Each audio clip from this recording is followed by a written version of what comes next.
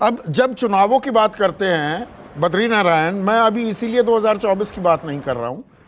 अभी तो तेलंगाना में चुनाव होने हैं और फिर हिंदी पट्टी की बारी आएगी, जहां पर लगभग 100% रिकॉर्ड लोकसभा में बीजेपी दिखाती भी आ रही है। राजस्थान है, मध्य प्रदेश है, छत्तीसगढ़ है। और यहां पर जो कांग्रेस की ये जीत है, उसमें उत्साह, ऊर्जा आप किस तरह से देखते हैं कि कर्नाटक में रैली खत्म नहीं की कि प्रियंका गांधी वाड्रा तेलंगाना पहुंचकर एक रैली को संबोधित कर देती हैं, मतलब वहां पर चुनावी तैयारियों का आगाज कर देते हैं। तो इन नतीजों को तेलंगाना और फिर बाकी 3 राज्यों से जोड़कर, मेरे ख्याल से, मैं गलत हो सकता हूं, वो ज्यादा तार्किक होगा बजाय इसके कि हम इसकी सीधी तुलना 2024 से करने लगे। आने वाले विधानसभा चुनाव के लिए भी क्या मुद्दे तय होते दिख रहे हैं, और लड़ाई और वो जो राह है कैसी होगी, वो काफी कुछ अंदाजा लग पा रहा है क्या अभी से?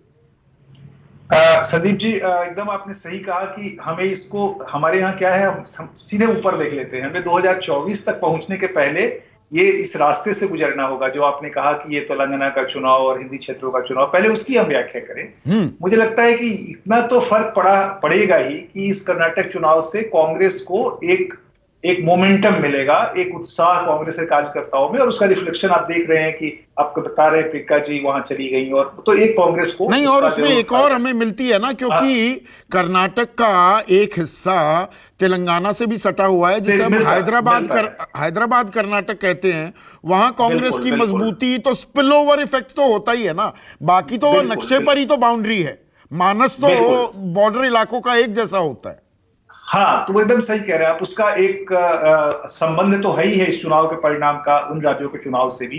लेकिन मुझे लगता है कि देखिए, फर्क है बीजेपी और कांग्रेस में। बीजेपी में क्या है कि एक बहुत ही स्ट्रॉन्ग ऑर्गेनाइजेशन वाली पार्टी है, और मल्टीपल ऑर्गेनाइजेशन एक साथ काम करते हैं उसके। तो उसमें कोई भी हार उसको, जिसको ये गुरु प्रकाश आत्ममंथन कह के रेशनलाइज कर रहे हैं, कोई भी हार उसको बहुत हर्ट नहीं करती है। यानी हर्ट मतलब ऑर्गेनाइजेशनल प्रोसेसेस को, काम करने की क्षमता को, काम करने की शक्ति को। कांग्रेस पर इसका बहुत बड़ा असर पड़ता है, क्योंकि मास बेस्ड पार्टी है। अभी कांग्रेस का transformation mass based party to cadre based party हो नहीं पाया है, और राहुल गांधी बनाना चाहते हैं लेकिन अभी तक हो नहीं पाया। तो वहां पर उसका फायदा भी होगा और घाटा भी होगा। जैसे ही कोई हार होगी तो उसका घाटा होगा, जैसे ही कोई जीत होगी तो उसका फायदा होगा।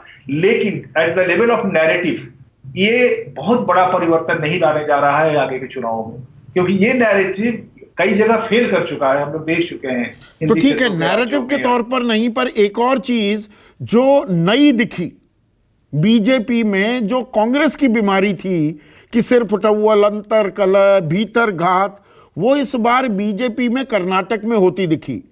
और ऑन द कॉन्ट्ररी कांग्रेस जो इस बीमारी से ग्रसित थी, वो एक यूनाइटेड फेस लेकर सामने आती दिखाई दी। अब राजस्थान में कांग्रेस के सामने दिक्कत, 36 का आंकड़ा है, निकम्मा नकारा तक कह देते हैं अशोक गहलोत अपने ही सहयोगी सचिन पायलट को, जो आजकल पदयात्रा पर निकले हुए हैं। पर बीजेपी, वो डिसिप्लिन बीजेपी में, वहां भी खेमेबाजी है, दिक्कत मध्य प्रदेश में भी है। तो कितनी एकजुटता और एकता दिखती है नेतृत्व में चुनाव के दौरान, यह कितना बड़ा सवाल होगा आने वाले दिनों में, और बीजेपी के लिए यह नया सवाल होगा।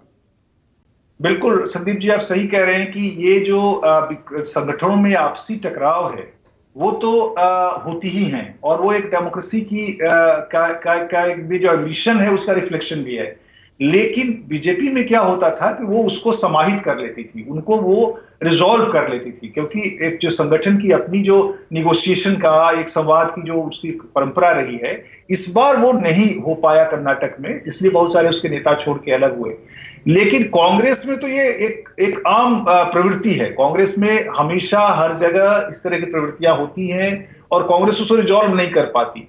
देखना यह है कि राहुल गांधी, प्रियंका गांधी का जो नेतृत्व उभरा है, वो किस तरह से इसको समाहित करता है। यानी जो समाहन की क्षमता बीजेपी एज पार्टी है, वो क्या कांग्रेस में लीडर्स में हो, क्योंकि कांग्रेस एज पार्टी में वो क्षमता है नहीं और होगा भी नहीं, वो होगा लीडर्स में। यानी क्योंकि कांग्रेस एक लीडर बेस्ड पार्टी है, अभी मास बेस्ड तो वो लीडर बेस्ड पार्टी कैसे उसको रिजॉल्व करने की क्षमता अपने में विकसित करती है। और वो तभी होगा जब ये नेता अपने कोटरी नहीं बनने देंगे, कोटरी के संवादों से अपनी पार्टी की राजनीति नहीं तय करेंगे, और एक बहुत खुले मन से और बड़े मन से राजनीति को करेंगे। तो ये फर्क है संदीप जी, कांग्रेस और में और इसका बीजेपी में। एक टेस्ट, एक अग्नि परीक्षा, लिटमस टेस्ट, जो भी शब्द इस्तेमाल कीजिए,